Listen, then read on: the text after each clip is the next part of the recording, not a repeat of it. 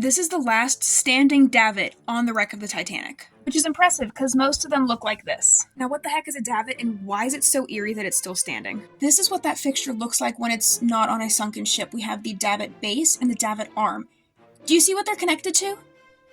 That's a lifeboat right there.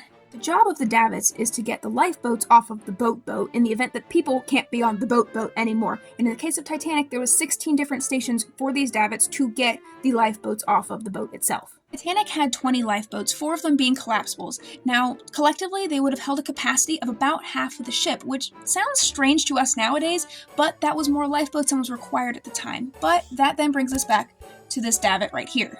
The davit is located at Station 1 on the forward starboard part of Titanic and would have been operated by First Officer William Murdoch at the time of the sinking. Now, after he had launched his primary lifeboat, the one that had sat on the deck during the crossing of the ship, he had brought the davits back into the forward position so they're dangling over the deck to connect one of the collapsible lifeboats to it as he went off to get Collapsible A. But Collapsible A would never end up being hooked up.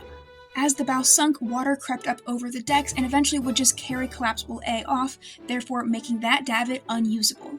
But nearly 113 years later, that davit at Station 1 is still waiting for Collapsible A.